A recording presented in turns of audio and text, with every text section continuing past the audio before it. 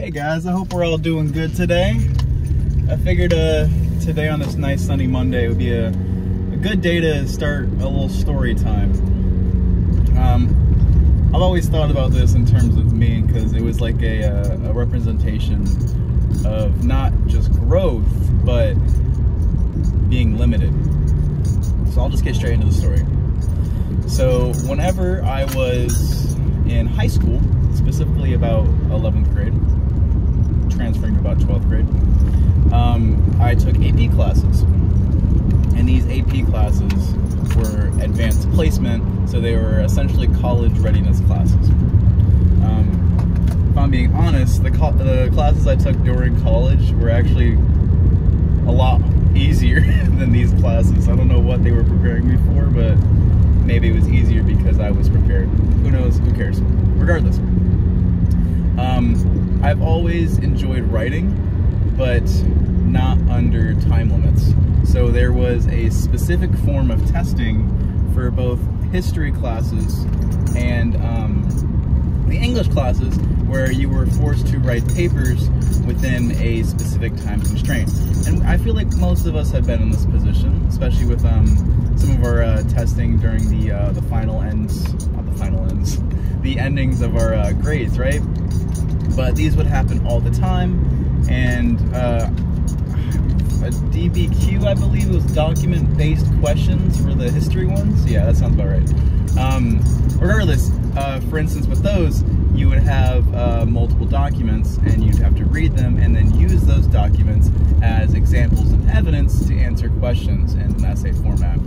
And it wouldn't be that big of a deal if it was like 1 or 2, but usually there was about 4 to 6. And they would give you a good 40 minutes to write that. So you don't even get 10 minutes per if you have 6. So it can be a little difficult. With all that being said, I was never good at it. But I've always been good at explaining my thoughts and providing examples for those thoughts to make it more understandable and believable. I just would always run out of time. And my teacher, loved him to death. He was awesome. Like, he would say, like, hey, like, your writing is good, but like, simplify it. Like, you're over explaining, you're talking way too much on this specific topic. Just move on. And I told him, I was like, I don't think I'm doing anything wrong. It's just the time, you know, like, I don't have enough time to write. And then he would say, you're not doing anything wrong except you write too much. So, like, stop writing as much. And I was like, okay, whatever. So the class continues on, and I never changed that part of me. I never stopped writing so much. So I just keep turning in these assignments unfinished because I only have so much time, and I run out of time every single time. And I keep this part of me a part of me. I don't let it go. So it gets to the point of the AP exam, and I start writing, and then I realized that I don't just have double the amount of time.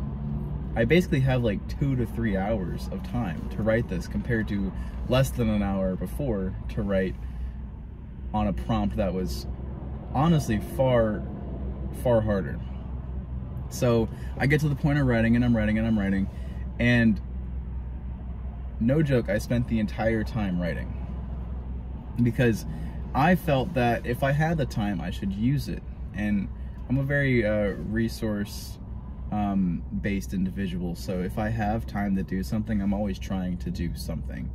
I very rarely just like sit around. I don't like to not be doing something, right? So I have this time available to me, and I want to output the best work I'm capable of.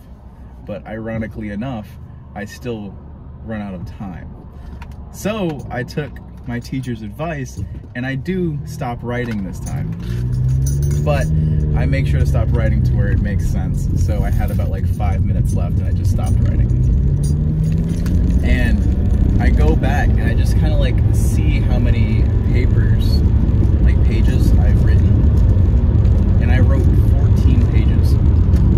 I did not need to write 14 pages. I'm guessing the expectation was about 2 to 3. But they got me on a topic I really like, and the topic was a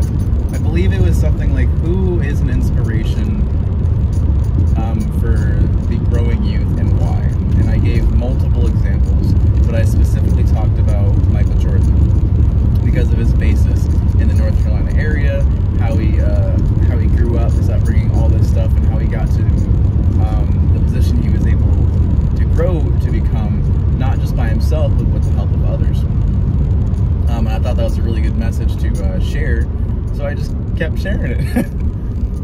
All that to say, the main point of the story is that we all have skills. We all have things that we do well.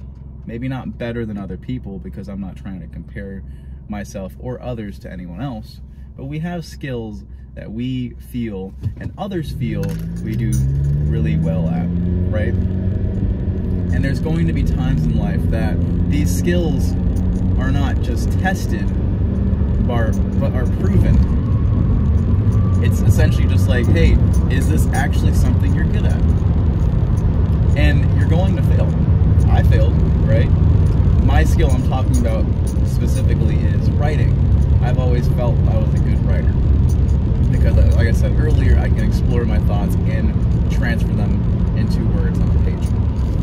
And this also transfers to not just pages, obviously, but with writing on the computer. It's the same idea. But the test was the time.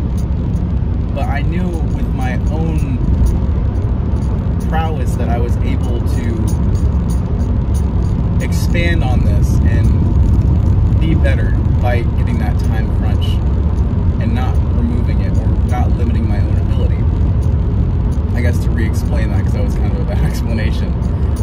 Being put under a time crunch showed more so that I'm good at explaining myself rather than I'm good at being time tested, as in I can't display my ideas quickly.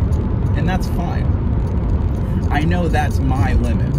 I need more time. But what I give on that paper, on that computer, or even just verbally speaking, it's good. It's important. It's not negligible, right? There might be some fluff in there. It's not something I plan on changing, but I'm good at it. And it only took me having an abundance of time to realize that I wasn't the problem, the time was the problem, right? And this can go into other aspects of other people's lives, right? Like, let's just say you might be really good with your hands and you can fix things, but let's say you have something that you can fix, or you might not think you could fix it, but you can, but you don't have the right tools, right? It's not your fault you can't fix it. You have the potential, or you literally can fix it in this right moment, but you don't have the right tools to fix it. So don't blame yourself for not being able to do something you can't do in that moment, right? You just have to put yourself on a path to success so you can succeed. No one is capable of doing everything at all times. You have to be able to do things you're capable of. You have to allow yourself to be capable of doing these things, right? So don't beat yourself up over things that you fail at. Maybe you just haven't put yourself in the right position to succeed in it. That's all I really wanted to say. I know that even with money, that can be its own little hurdle. That can be its own tool you're missing. So take some time. Realize what you want to do. Realize what you're good at. And realize the steps you need to take to accomplish that thing you want to do. That's all I want to say. So I hope you guys have an amazing day, and I hope this message can not just change how you view things, but change how you operate so you can live a more successful life. But that's all I want from everyone, is to succeed in the things they want to succeed in, and succeed in the things that they didn't think they could succeed in. Because I think you're capable of doing that. You just have to look for the skills you have and be the best version of yourself. So try that. And let me know what you guys end up doing. Hopefully it's awesome. And yeah, I'll see you guys later. Bye-bye.